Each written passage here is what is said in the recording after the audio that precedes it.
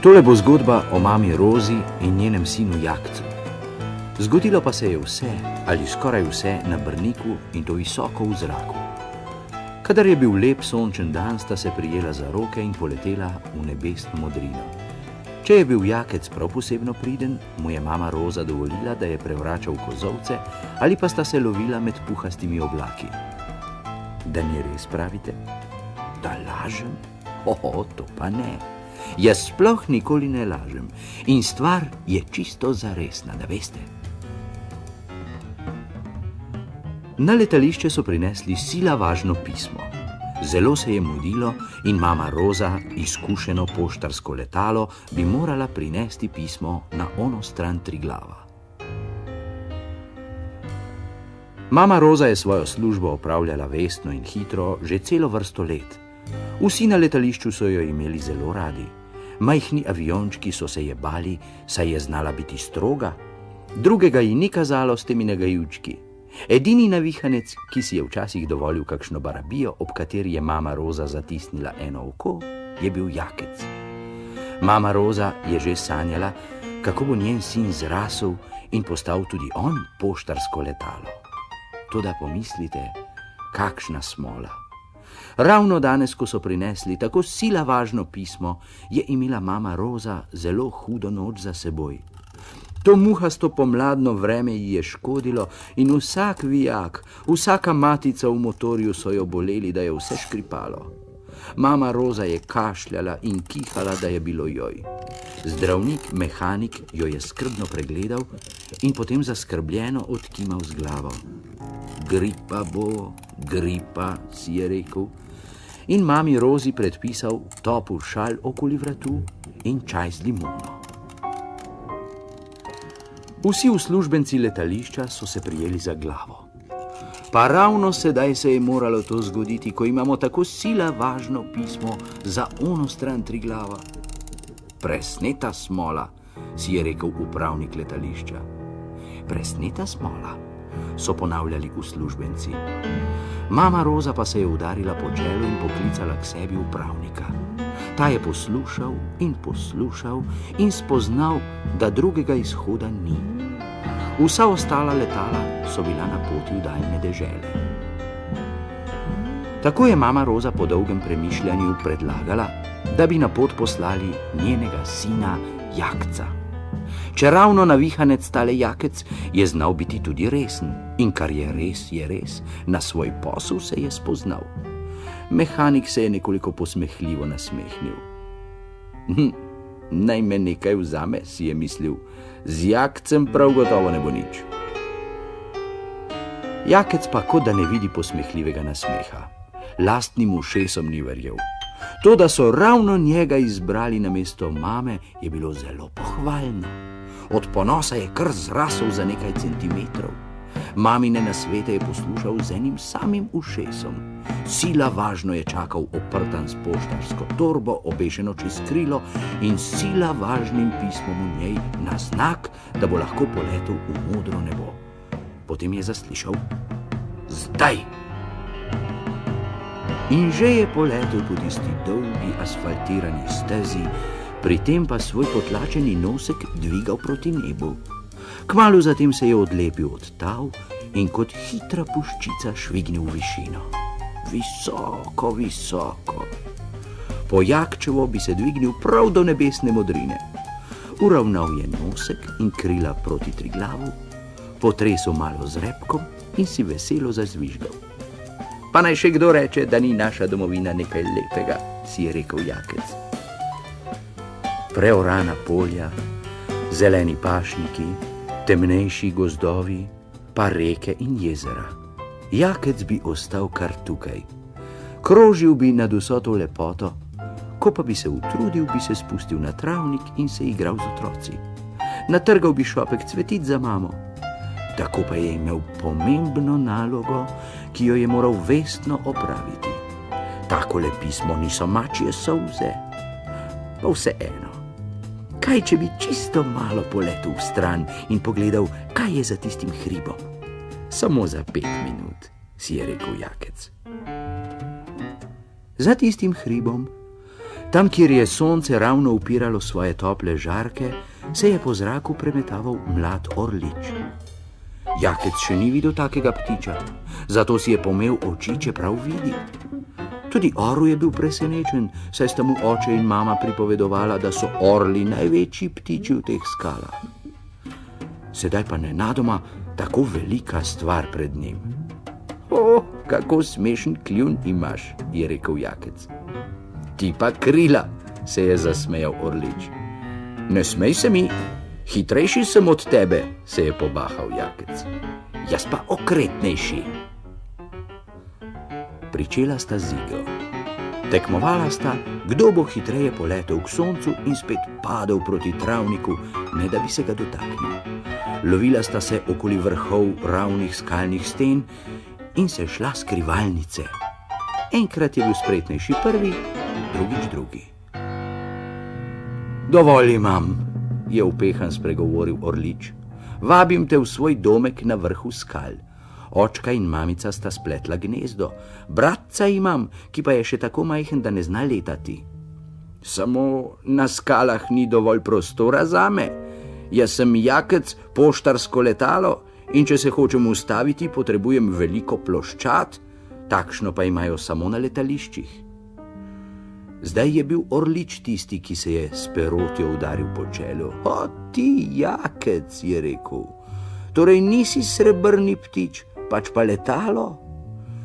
Tako je bil orličev ponos rešen in postala sta še večja prijatelja.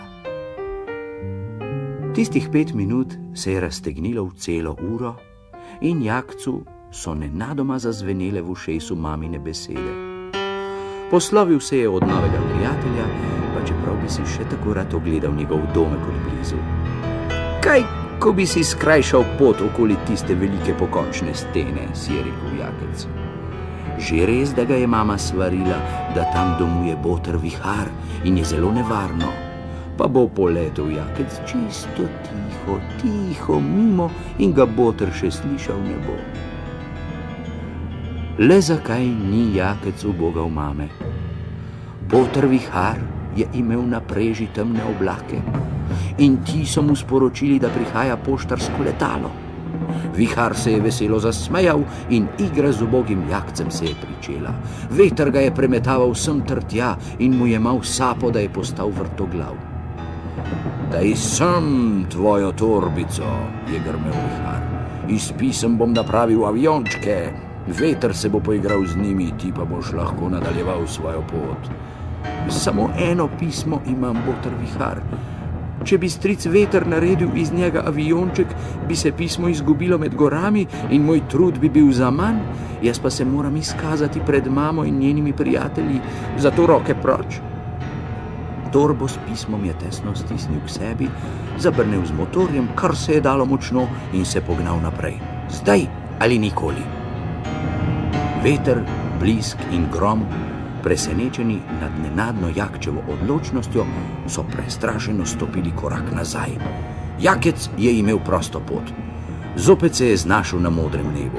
Črni oblaki, ki so mu z gromom in bliskom še malo prej zakrivali pogled proti zemlji, so izginili in zopet je zagledal pod seboj cvetoče travnike in majhna, modrim lužam podobna jezerca.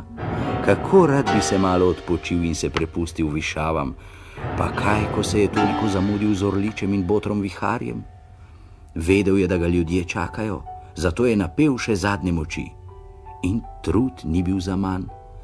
Daleč spodaj, na zelenem travniku, je zagledal dečke in deklice, ki so mu mahali in ga vabili k sebi. Zaokrožil je in se začel spuščati vse niže in niže. Ko se je približal krošnjam dreves, je zagledal, da imajo deklice v rokah šopke iz poljskega cvetja, dečki pa s pisanimi zastavicami usmerjajo njegov let. Tako bo brezskrbno pristal na travniku, saj je dečkom lahko zaupal. Tudi strica poštarja je zagledal, kako je z naočniki na nosu in z veliko torbo prek ramen slonel pod veliko jabljano in si z robcem brisal potno čelo. Mati s črno ruto na glavi je razprla koščeni roki. Pa si le prišel, je rekla. in potem mu je deklica zataknila cvetje za krilo. Poštar z naočniki pa je iz torbe vzel pismo in ga izročil materi. Ta se ga je tako razveselila, da so ji solze stopile v oči. A kaj je bilo v tistem pismu? Kaj še nisem povedal? Le kako sem mogel na kaj takega pozabiti? Vidite, v tisti beli kuverti je bila čisto majhna ploščata škatlica z zdravili za bolnega Janezka, ki je že dolgo ležal v postelji. Taka zdravila pa se dobe le v velikem mestu. V tisti hišici na robu travnika stanuje ubogi Janezek, je rekel poštar in pokazal z roko. V izbo Jakec ni mogel, saj je bila lesena hišica vse premajhna. Tako se je postavil k oknu in videl Janezkovo mamo, kako je z zdravilom in skodelico toplega čaja pristopila k posteli, na kateri je ležal bledičen deček. Malo moramo počakati, da zdravilo pokaže svojo moč, je rekel poštar in se naslonil na okensko polico. Pri tem je odložil svojo veliko torbo. In medtem, ko so čakali, je Jakec duhal cvetje.